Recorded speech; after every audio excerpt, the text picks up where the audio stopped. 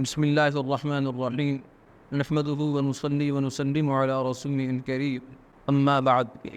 آج کا ہمارا مسئلہ ایک کمائی کی خاص صورت ہے جو اس زمانے میں کافی زیادہ رائج ہے، خاص طور سے ہماری نوجوان نسل اس میں مبتلا ہے۔ ممکن ہے کہ جو ہم ساتھی یہاں بیٹھے ہیں اس میں سے بھی کچھ کا وہ مسئلہ ہو، لیکن باہر سے کسی نہ کسی رشتہ دار دور بار میں وہ مسئلہ پایا جاتا ہو۔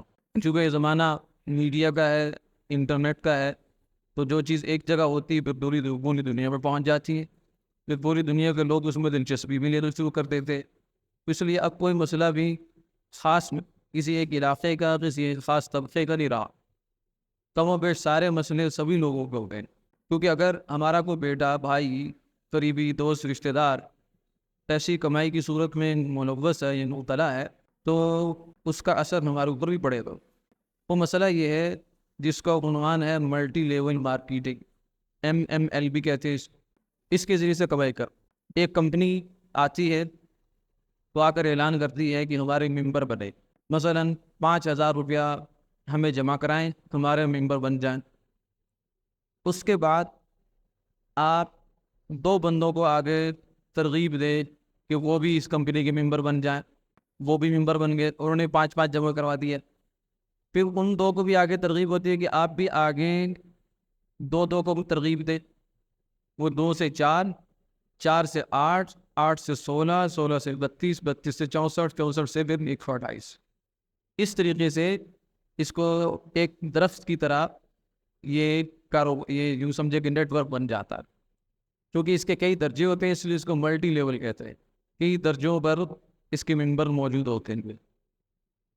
تو جو آنے والے ممبر ہوتے ہیں، نئے ممبر، ان کی کمیشن ملتی ہے، اور یہی کمائی کا ذریعہ ہوتا ہے کہ جو پہلے لوگ شامل ہوئے انہوں نے دوسروں کو ترغیب دی، دوسروں نے تیسروں کو دی، تیسروں نے چوتھوں کو دی، چوتھوں نے 5ووں کو دی، 5ویں سٹیپ تک بھی پہنچ ترغیب، تو ممبر بڑھ رہے ہیں اور ہر سٹیپ میں ممبر زیادہ ہو رہے ہیں۔ تو جتنے بھی لوگ ہیں ان سب کا کمیشن پہلے والے کو بھی ملے گا، دوسرے والے کو بھی ملے گا، تیسرے والے کو بھی ملے گا، چوتھے والے کو بھی ملے گا۔ تو اس طریقے سے اس کو ایک کمائی کا ذریعہ بنا لیا گیا۔ ان لوگوں کو ممبر بنائے اور ان سے خاص فیس لیں، 5-10 معمولی سی فیس ہوتی ہے، بعض بہت زیادہ نہیں ہوتی، تاکہ لوگ زیادہ سے زیادہ اس میں رغبت رکھے ہوئے آئیں۔ اور جتنے نیچے ممبر بنتے جائیں گے ان کی فیس آپ کو ملتی، ان کی کمیشن ملتی چلی جاتی ہے۔ تو یہ ایک کمائی کا طریقہ ہے جو اس وقت رائج ہے، اس کو ملٹی لیول مارکیٹنگ کہتے ہیں، نیٹ ورک مارکیٹنگ بھی کہتے ہیں، اس میں مختلف نام ہو، یہ اس کی وہ ہے ڈیفینیشن ہے، یہ صورت ہے۔ اب اس کو لے کر چلنے والی کمپنیاں شیطان کے آنچ کی طرح بہت زیادہ، کبھی کوئی بزنس کے نام سے آتی ہے، کبھی کوئی گولڈن چینل کے نام سے آتی ہے، کبھی کسی نام سے، کبھی کسی نام سے، آئے روز نئے نئے ناموں سے وہ کمپنیاں آ رہی ہوتی، پرانی جا رہی ہوتی ہے، نہیں آ رہی ہوتی، ہوتے لوگ مخصوص ہی ہیں، ان کو لے کے چل رہے ہوتے ہیں۔ اب سوال یہ ہے کہ اس طرح کی کمائی کا حکم کیا ہے، جائز ہے یا ناجائز؟ تو جو لوگ تو کرتے ہیں ان کو تو سمجھ آ گئی، باقی حضرات کو میں نے تھوڑا سا فون پہ بتا دیا تاکہ جن کو نہیں معلوم ان کے سامنے بھی آ جائے کہ بات یہ ہے۔ تو اس کا حکم یہ ہے کہ یہ ناجائز ہے، یہ کمائی ناجائز۔ اس کی وجہ یہ ہے کہ آپ نے کسی شخص کو، کسی گاہک کو کسی دکاندار سے ملوا دیا، آپ بن گئے مڈل مین۔ تو اس گاہک کی نے جو چیز خریدی دکاندار سے، یا پراپرٹی ڈیلر نے گاہک اور جو اس کو ملوا دیا مالک کے مکان کو، تو ان کی آپس میں ڈیل ہو گئی، ٹرانزیکشن ہو گئی۔ اس ٹرانزیکشن کا جو ڈائریکٹ کمیشن ہے وہ تو بندہ لے سکتا ہے،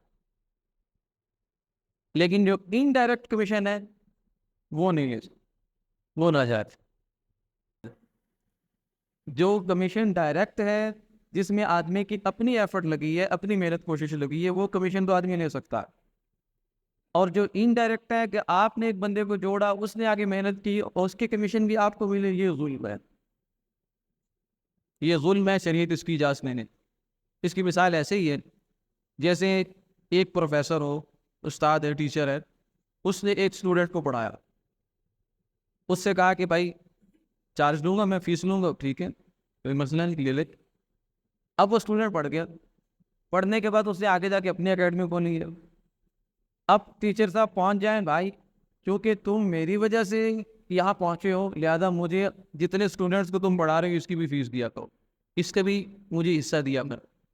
تو کوئی بندہ بھی, کوئی منطق, کوئی لاجک دنیا کی, کوئی عقل, کوئی پنچایت اس بات کو جائز دے کے وہ کہتے ٹھیک ہے جتنی محنت تو نے اس پر کی تھی اس کا تو نے عوض لے لیا. اب آگے وہ 10 پہ محنت کرتا ہے, وہ 10 آگے 10 پہ محنت کرتے, اس پہ تمہیں اجر مل جائے گا, اللہ کے ثواب ملے گا. کیونکہ ثواب اللہ نے دینا ہے, وہاں یہ ضابطے نہیں. ایک بندے کو آپ نے نیکی پہ لگایا, اس نے دوسرے کو لگایا, دوسرے نے تیسرے کو لگایا, چوتھے کو لگایا, چاروں کی نیکی آپ کو ملیں گے, ثواب ملے گا. لیکن یہ اجر ہے, اجر کا معاملہ آخرت کا ہے, اللہ کا ہے, اس کے اور ضابطے ہیں. اور ہم جو بات کر رہے ہیں وہ اجرت کی بات کر رہے ہیں. اجرت کے ضابطے اور ہیں. وہاں ضابطہ یہ ہے کہ جس بندے کو آپ نے سروسز دی ہیں آپ اس سے چارج لے سکتے ڈائریکٹ. جو اس سے آگے ملے گی وہ اس کے وہ لے سکتا ہے, اس سے اگلے کے وہ لے سکتا ہے. آپ دوسرے سٹیپ کے, تیسرے سٹیپ کی کمیشن نہیں لے سکتے, یہ حرام. اچھا جی, اب یہاں یہ جو کمپنی والے ہوتے ہیں یہ کہتے ہیں جی ہم محنت کرتے ہیں, یعنی دوسرے سٹیپ پہ بھی ہماری محنت ہوتی ہے, تیسرے پہ بھی ہوتی ہے, چوتھے پہ بھی ہوتی ہے, پانچویں پہ بھی. جب ان سے پوچھا جائے کیا محنت کرتے ہیں, جواب نہ دار, پودا پہاڑ نکلا چوہا, اندر سے کچھ نہیں نکلے گا, صرف نام کی نام ہے کہ ہم محنت کرتے ہیں. وہ بھی اس لیے کہ جب مفتی حضرات نے ان کو کہا کہ تم لوگوں تو کام تو کرتے نہیں اور پیسہ لیتے ہو, ارننگ وداؤٹ ایفرٹ تو کوئی اس کی تو اجازت نہیں ہے, محنت کیے بغیر تم اپنا معاوضہ لے رہے ہو. تو انہوں نے بس اوپر کور ڈالنے کے لیے بول دیا کہ ہم محنت کرتے ہیں. جو پہلے سٹیپ والا ممبر ہوتا ہے وہ دوسرے پہ کرتا ہے, پھر تیسرے پہ وہ کرتا ہے, پھر چوتھے پہ بھی کرتا ہے. ارے بھائی اگر پہلا سب پہ کر رہا ہے تو بیچ والے کیا کر رہے ہیں, وہ کیا کر رہے ہیں, پھر وہ فارغ ہے. اگر یا پہلا فارغ ہے یا آخری والا فارغ ہے, دونوں میں سے کوئی ایک تو غلط ہو رہا. تو اس لیے یہ گورکھ دھندا ہے, یہ بالکل غلط طریقہ ہے کمائی کا. اس طریقے سے اگر کوئی کما رہا ہے تو اس کو بالکل اپنی اصل رقم جو اس نے لگائی ہے وہ تو لے لے, کیونکہ اس کی اپنی تھی. باقی جو اس کے علاوہ کمایا ہے اس کو ثواب کی نیت کے بغیر صدقہ کرے. یہ حرام کمائی تھی, ناجائز کمائی تھی, جس کا اس کو حق حاصل نہیں تھا. جی ابھی ہمارا مسئلہ پورا ہوا. اللهم صل علی سیدنا مولانا محمد مبارک وسلم ثم صل علیہ. اللهم انا نسألك العفو والعافية والمعافاة الدائمة في الدين والدنيا والآخرة.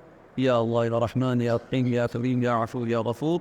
یا اللہ ہمارا یہاں آنا بیٹھنا, دین کی باتیں سننا سمجھنا کوشش کرنا یا اللہ, اور اس پر عمل کرنے کے عزم کرنا, اس کو اپنی بارگاہ میں قبول سے. یا اللہ ہم سب کے حال پر رحم فرما, گھر میں, کاروبار میں, باہر, اندر باہر, جان مال عزت آبرو بھی یا اللہ سلامتی عطا فرما. گھروں کی پریشانیاں ختم فرما, کاروبار کی پریشانیاں ختم فرما, رزق حلال وافر نصیب فرما, لقمہ حرام سے ہماری حفاظت فرما. یا اللہ امت مسلمہ کے حال پر رحم فرما. یا اللہ بالخصوص فلسطین کے ہمارے مظلوم بہنوں کی مدد فرما. ہمارے جو فلسطین کے قائد اور رہنما اسماعیل حنیہ شہید ہوئے, اللہ ان کی شہادت کو قبول فرما. یا اللہ پوری امت مسلمہ کے حال پر رحم فرما. ہمارے ملک پاکستان پر بھی رحم فرما. اندرونی بیرونی خطرات اور سازشوں سے یا اللہ اس کو محفوظ فرما. دین کا قلعہ بنا, اسلام کا گہوارہ بنا, امت مسلمہ کا قائد بنا. وصلی اللہ تعالی علی خیر خلقہ محمد وآلہ وصحبہ اجمعین.